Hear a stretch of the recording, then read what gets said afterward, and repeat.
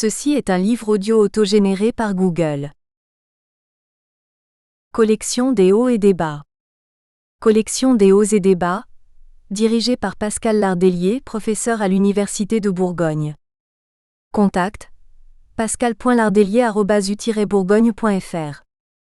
Titre paru ou apparaître. Serge Chaumier, L'inculture pour tous. La nouvelle utopie des politiques culturelles, 2010. Sarah Finger et Michel Moati, L'effet média. Pour une sociologie critique de l'information, 2010. Arnaud Sabatier, Critique de la rationalité administrative. Pour une pensée de l'accueil, 2011. Claude Javot, 3 éloges à contre-courant, 2011. Christophe Dargère, Inconcevable critique du travail, 2012. Anne Van Hacht, Crise de l'école, École de la crise, 2012. Élise Muller, Une anthropologie du tatouage contemporain. Parcours de porteur d'encre, 2013. Jacques Perriot, Dialogue autour d'une lanterne. Une brève histoire de la projection animée, 2013. Alexandre Herriès, La communication politique, ou le mentir vrai, 2013. Richard Delahaye, Pascal Lardelier, Codir, L'engagement de la société aux organisations, 2013. Stéphane, Christophe Dargère, Codir, Les porteurs de stigmates. Entre expériences intimes, contraintes institutionnelles et expression collective, 2014. Anne Parisot, Bibendum et ses Bibs, Mystère d'un totem et de son ministère, 2014. Alexandre Herriès, La communication politweet, 2015. Clémentine Hugo-Genschol, Les mots et les mets au restaurant, une analyse linguistique de l'expérience gastronomique, 2015. Odile Riondet, Enquête sur la communication comme science, 2015. Alexandre Herriès, Lecture critique en communication, 2015. Loïc Droilière, Orthographe en chute, orthographe en chiffres. 2 expériences édifiantes, 2015. Daniel Moati, Le débat confisqué, L'école entre pédagogues et républicains, 2015. Introduction. La question de l'épistémologie de notre discipline a une histoire quelque peu tourmentée, et la possibilité de son existence est parfois contestée de l'intérieur, ce qui pourrait paraître paradoxal. Quelle science se nierait elle-même en dehors d'une perspective suicidaire ? Un ouvrage publié par un groupe de recherche de notre association il y a quelques années, s'appuyant sur les perspectives de Pierre Bourdieu, analysait la création de la section correspondante des universités comme le résultat d'un travail de lobbying qui avait pour objectif essentiel de résoudre les problèmes statutaires et de carrière des enseignants intervenant dans des cursus professionnels comme le journalisme, la documentation ou la communication d'entreprise. Dans cette perspective, un travail de justification scientifique relèverait de l'escroquerie intellectuelle. Les sciences de l'information et de la communication, et peut-être d'ailleurs toute prétention disciplinaire, seraient simplement une justification a posteriori d'une réalité sociale issue d'un rapport de force. Alors nous-mêmes ici et maintenant, pouvons-nous objectivement et sérieusement envisager d'entrer dans une démarche aussi inutile ? Une autre proposition serait que le cloisonnement des sciences n'aurait plus lieu d'être aujourd'hui, et qu'une interdiscipline irait dans le sens de l'histoire des sciences. C'est ce qui justifierait le classement dans les nomenclatures universitaires sous cette rubrique, avec les sciences de l'éducation et l'épistémologie. Comment la comprendre ? Comme une revendication d'être une discipline transversale à toutes les sciences, et qui leur serait ordonnatrice ? Ce serait bien présomptueux. Comme une discipline qui récupérerait ici ou là des éléments de réflexion, venus de divers points de vue scientifiques ? Cette option est assumée par de nombreux collègues, qui interprètent ainsi le terme d'interdiscipline. Ils estiment que nos objets sont tels que nous ne pouvons que les observer à travers une multiplicité de regards disciplinaires, ce qui se traduit par des ouvrages ou des colloques entiers qui s'évertuent à faire le répertoire de tous nos emprunts. Une dernière proposition étant que nous n'avons aucune vocation à être une discipline. En effet, nous n'aurions pas d'autre fonction que d'aider les professionnels que nous formons à raisonner leur situation pratique. Le classement dans la catégorie des interdisciplines s'avère ainsi ambigu. Il manifeste à la fois une revendication hautaine, un embarras et un complexe. Dans tous les cas et pour des raisons diverses, il semble inutile, illusoire, prétentieux ou inconséquent de chercher à définir une épistémologie de la discipline dont tout est fait pour nous convaincre qu'elle n'existe pas, que son unité n'est ni prouvée ni prouvable, pas plus que sa cohérence logique, conceptuelle ou méthodologique. Nous partirons ici d'une question posée à ces propositions, d'un doute lancinant. Ces positions ont tout en commun d'être des renoncements. En reconnaissant ces affirmations, en les répétant, ne risque-t-on pas surtout de manifester notre impuissance à penser, une paresse ou une difficulté que nous ne parvenons pas à affronter ? N'est-ce pas parce que nous n'avons pas suffisamment travaillé l'épistémologie que nous allons chercher des représentations qui nous autorisent à ne pas faire l'effort de la réfléchir ? N'est-ce pas notre peur de nous retrouver face à nos méconnaissances, à nos insuffisances, qui provoque chez nous une position de retrait ou de repli ? Présenter l'effort comme inutile peut signifier le manque de courage, le manque d'idées, parfois même une manière de brûler non seulement ses propres vaisseaux, mais de plus ceux des autres avec le plaisir destructeur que prennent les enfants à casser les jouets avec lesquels ils ne savent pas jouer. Peut-être cette suggestion sera-t-elle ressentie comme une provocation. Nous voulons simplement signifier ici dès le départ que nous prendrons en compte dans notre analyse de la démarche épistémologique des données qui sont celles de l'épistémologie contemporaine. L'un de ces apports essentiels nous semble être la question de la mentalité porteuse de l'esprit scientifique. Une démarche scientifique est certes faite de rigueur méthodique, d'observation, de faits patiemment collectés, de champs de recherche systématiquement labourés, mais aussi de représentation du monde, de normes individuelles ou collectives définissant la hiérarchie des problèmes, d'hypothèses créatives, de curiosité que rien n'arrête, et surtout pas la difficulté ou le risque de l'erreur. L'épistémologie contemporaine prend en considération l'humanité du chercheur qui porte dans sa recherche la totalité de ce qu'il est. Et comme humains, nous avons des mécanismes constants. Nous sommes toujours à la fois tentés par l'action et l'accomplissement, et terrifiés par l'impossibilité de parvenir à ce que nous voudrions être.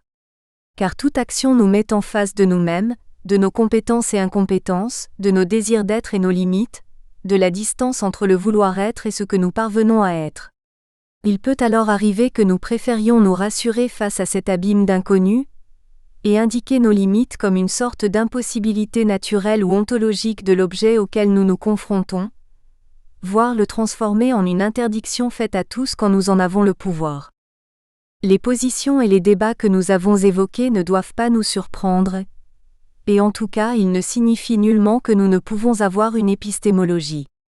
Car une épistémologie n'est pas une idéologie et une science n'est pas un parti politique, moins encore une secte. Une science jeune fait toujours l'objet de disputes qui peuvent la déchirer, de doutes sur son identité, de luttes de pouvoir entre intellectuels, mais auxquelles elle peut survivre. Or, les sciences de l'information et de la communication ont survécu en France depuis quelques décennies. Et de plus, même lorsqu'une science est arrivée à une forme de maturité, son épistémologie n'est jamais un sujet clos. Il reste indéfiniment débattu, à chaque génération. Il est donc possible et souhaitable aujourd'hui, comme cela le sera demain, de reposer la question de l'épistémologie de notre discipline. Le temps passé nous permet de nous retourner vers nous-mêmes. Où en sommes-nous dans nos réflexions ? Comment ont-elles progressé depuis 30 ans ? Une entrée dans l'histoire de nos colloques et publications permet de saisir les constances et les variations de la question de la scientificité de nos démarches, qui reste bien évidemment une préoccupation constante, comme pour toute discipline qui se respecte. Mais suffit-il de regarder notre histoire intellectuelle ? Non. Car nous pourrions alors nous enferrer et nous enfermer dans nos débats habituels, les tourner et retourner encore une fois. Il faut un point de vue extérieur pour favoriser une dynamisation de la pensée. C'est une autre simple réalité humaine, une constante du fonctionnement intellectuel. Il faut une capacité à se laisser surprendre pour bien penser. Donc, méthodiquement, nous devons nous donner un principe d'interrogation en dehors de nous-mêmes. C'est la raison pour laquelle nous proposerons ici un recours à l'épistémologie, en tant que branche de la philosophie. Le recours à la philosophie est discuté dans notre discipline. Certains estiment que c'est une forme de prétention. D'autres pensent au contraire qu'il ne s'agit nullement d'une nouveauté tant les philosophes sont cités dans nos travaux, Wittgenstein, Foucault, Habermas. Il ne s'agit pas ici d'aller chercher quelque protection prétentieuse, mais simplement d'utiliser le meilleur principe d'extériorité pour donner du mouvement à la réflexion, une réflexion qui, sans cela, risquerait de se fermer sur elle-même. Pourquoi faudrait-il nous priver des ressources capitalisées par les philosophes en matière d'analyse de la science, puisque par ailleurs nous n'hésitons pas à recourir pour d'autres travaux à la sociologie, à l'informatique ou aux sciences du langage? Pour répondre clairement à la question de savoir où en est notre épistémologie, un détour par la définition de l'épistémologie telle qu'elle est travaillée en philosophie nous est apparu nécessaire. Tout d'abord parce qu'il n'est pas possible de nous interroger sur l'épistémologie de notre discipline, sans nous donner un concept auquel nous référer si nous voulons affirmer qu'elle n'est pas nécessaire, ou qu'elle est impossible. Ou dire sur quels critères il nous est possible d'affirmer que la communication est bien une discipline au sens plein du terme, et que nous pouvons parler sans hésiter d'une épistémologie de la communication, contrairement à certaines représentations, et même contrairement à la classification adoptée après une première catégorisation différente. Ensuite, le passage par la philosophie est utile aussi parce que la réflexion philosophique sur les sciences et leurs caractéristiques a une dimension historique importante.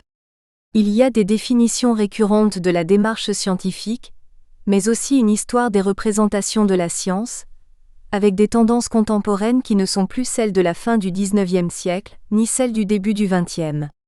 Et ici, l'analyse des débats qui nous ont agités depuis les années 80 peuvent être lus dans une perspective longue, comme en correspondance ou en écho des débats qui agitaient d'autres sciences.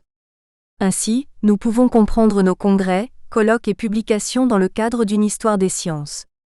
L'intérêt principal de notre discipline est peut-être précisément d'être symptomatique d'une époque, de ses interrogations sur les fonctions des sciences, leurs contours et leurs caractéristiques. Une affaire CLASSEE. Une science qui naît n'a par définition pas d'histoire, pas de légitimité. Elle s'arrache aux autres, leur emprunte leurs auteurs, leurs méthodes et leurs champs, tout en cherchant paradoxalement à se définir par opposition. Elle n'est jamais la bienvenue dans le paysage scientifique, et connaît la nécessité de s'imposer. Cette réalité est celle de l'affirmation de toute identité humaine, qu'elle soit individuelle ou collective, comme dans le cas d'une science que des chercheurs ou des universitaires à un moment veulent faire naître. Nous lirons à travers ce schéma interprétatif de la recherche d'identité la définition que les enseignants-chercheurs en communication font d'eux-mêmes depuis les années 70. Il y a à la fois une forte récurrence de la description, car toute discipline produit sa science normale, comme dirait Thomas Kuhn, c'est-à-dire des affirmations répétées sur son chemin scientifique, ses processus, ses découvertes, ses caractéristiques. Et dans le même temps, suivons toujours Kuhn, une science est aussi un lieu de compétition dans lequel des groupes, écoles, chapelles, voire sectes autour d'un gourou local, se disputent la meilleure capacité à interpréter les faits, ou en termes bourdieusiens, la domination du domaine. Le temps de la réflexion. Où trouver ce que les enseignants-chercheurs en communication disent d'eux-mêmes? Bien évidemment dans les lieux institutionnels, la description de la discipline par le Conseil national des universités. Mais aussi dans les articles, lettres internes d'associations, appels à communication, congrès, sites internet, manuels, sans parler des blogs de chercheurs. Nous avons choisi ici d'explorer quelques sources précises qui ne peuvent prétendre à l'exhaustivité, mais visent une certaine représentativité. Des manuels, un site d'archives ouvertes, les congrès de la SFSIC, Société française des sciences de l'information et de la communication, la principale organisation d'enseignants-chercheurs. En février 1972, quelques dizaines de chercheurs réunis autour de Roland Barthes, Robert Escarpit et Jean Méria se proposaient de fonder une nouvelle discipline universitaire, les sciences de l'information et de la communication, SIC, basée sur des connaissances fondamentales en communication, sémiologie, sociologie, histoire, étude des systèmes, communication de masse, systèmes politiques et économiques d'information et des connaissances appliquées, destinées à des professions précises, bibliologie, documentologie, marketing, publicité, animation, art du spectacle. Cette description portait en elle deux grands principes de raisonnement de la discipline, dont nous retrouverons la trace continue. Le premier principe est la référence à des disciplines d'appui, ou des théories existantes, ce qui était parfaitement normal pour une science naissante. Le deuxième principe est l'intégration de la dimension professionnelle et pratique. Lorsque la discipline est passée de la section 54 à la 71e des universités, c'est-à-dire s'est classée avec les interdisciplines, l'autodescription s'est un peu transformée. La volonté de rattachement interdisciplinaire se traduit toujours par la liste des sciences dans lesquelles les SIC iront chercher leurs ressources. La sociologie, la sémiologie, les sciences politiques, l'économie et le droit. Mais cette fois-ci, les disciplines d'appui sont reliées à un champ qui n'est pas systématiquement un champ professionnel, les études d'usage, la construction de la signification, la constitution de l'opinion. Plusieurs auteurs ont retravaillé plus ou moins profondément ces classifications de référence. Yves Jeanneret proposait en 2002 des intitulés plus complexes comme « La sémiologie des messages et des discours » ou « L'économie politique des industries culturelles ». Il définit alors implicitement les préoccupations de la discipline par deux éléments, un champ et le prisme choisi pour l'analyse. Médiation et information identifient des champs, les questions de médias, de culture, de technologie, d'apprentissage, ajoutent pour chaque champ les regards utilisés, l'économie du secteur ou la méthode choisie, l'analyse de discours et les concepts opératoires, la notion d'espace public, le multiculturalisme. Nous avons donc ici l'émergence d'un triple critère pour la classification d'un travail scientifique en communication. Les champs, les regards, les concepts. Toutes les autres sources dans lesquelles les chercheurs en SIC expriment quelque chose de leur identité scientifique manifestent un balancement entre les éléments de départ, un enseignement à la fois théorique et technico-pratique et des emprunts multiples, et une complexification de la description en fonction des catégories de l'épistémologie. Le site @SIC. Le site d'archives ouvertes @SIC, qui existe depuis le début des années 2000, propose une classification en 22 grandes rubriques qui manifestent les hésitations déjà repérées. Elle propose des champs très généraux, géopolitique, éducation, d'autres plus spécifiques, médias de masse, édition électronique, organisation et communication, parfois des sous-champs sans que ce soit systématique, par exemple, les collectivités territoriales qui font partie des organisations forment une catégorie à part, mais ni les organismes privés à but non lucratif ni les entreprises. On relève un concept, espace public, des techniques, hypertexte, des disciplines universitaires accolées à un concept, économie, industrie culturelle. Ce rubricage crée aussi des ensembles, dessinant une carte inédite des recherches, bibliométrie, scientométrie rassemble les travaux qui ont en commun un souci mathématique, donc organisés autour de la méthode choisie. Mais comment comprendre cinéma, art, esthétique ? Ce regroupement va du spécifique au générique. Le cinéma est souvent appelé le 7e art, il fait donc partie des arts, qui ne sont pas tous présents dans les rubriques, sauf les arts plastiques potentiellement présents par le biais du terme muséologie. Et se préoccuper des arts a quelque chose à voir avec l'histoire de l'art, ou la section philosophique qui est l'esthétique. La relation à une discipline d'appui se complexifie donc, la rubrique indiquant un sous-champ particulièrement étudié par la communication. Et parfois des ensembles inattendus naissent comme conflit, stratégie, veille. Le site a pris acte de la constitution de fait d'un ensemble de recherches allant dans la même direction. Les techniques de veille sont un élément stratégique dans des configurations diverses relevant du conflit, politique, commercial. Le suivi et le contrôle systématique des données, travaillé par un regard en sciences humaines, constitue une spécificité de la discipline, ce qui justifie cet accolement de termes qui nous est propre. Il existe une rubrique très fournie intitulée « Théorie, information, communication », mais dont les contributions traitent rarement d'épistémologie générale. On y trouve par exemple l'explicitation d'une méthode, comment appliquer l'analyse de discours à un corpus administratif, la revendication d'un regard sociotechnique sur les usages des TIC par les homosexuels masculins, le rappel de la biographie de Marshall McLuhan, le concept d'agencement chez Deleuze, la sémiotique de Twitter. Mais si, pour figurer en théorie, il était nécessaire de développer un aspect de l'épistémologie, alors tous les textes de ce site devraient être classés dans cette rubrique. Il n'est donc pas étonnant de constater que c'est la plus fournie. D'autres textes font référence à 2 ou 3 composantes d'une démarche scientifique. Par exemple, le travail sur un concept en comparant plusieurs auteurs, définir la notion de trace à travers 5 auteurs différents, Paul Ricoeur, Paul Venn, Marc Bloch, Bruno Latour, Carlo Ginzburg. Ou lier un regard, l'identité sociale, à une théorie, la réception, et un champ, les médias. On voit naître l'idée qu'il peut exister un regard communicationnel spécifique porté sur une question précise. Analyser les débats politiques dans leur dimension d'interaction interpersonnelle, évaluer le poids de la communication dans la construction d'identité, se demander ce que la communication peut apporter à l'analyse des faits religieux. Seule une minorité d'articles propose une approche plus globale.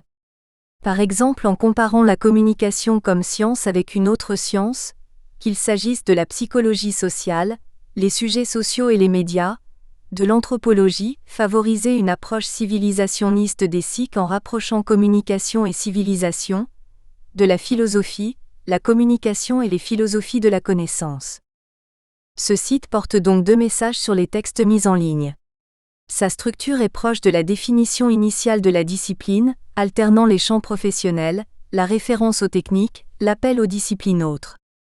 Et en même temps, les rubriques manifestent une indéniable inventivité. Et là encore, nous constatons le décalage entre la structure d'ensemble et la réalité des travaux qui y sont publiés, plus complexe que la structure qui les porte. Manuel et livre d'initiation. Un manuel, pour Thomas S. Kuhn, est le lieu d'expression par excellence de la science normale, ce qui constitue à un moment donné le fond commun d'une science, permet aux chercheurs de vérifier qu'ils appartiennent à une même discipline. Or, notre unité y apparaît au départ problématique, liée à l'expression d'une opposition entre information et communication. Si la volonté initiale de Robert Escarpit était de construire une théorie générale de l'information et de la communication, les auteurs... Nous espérons que vous avez apprécié cet aperçu. Pour continuer à écouter ce livre audio sur Google Play Livres, utilisez le lien dans la description de la vidéo.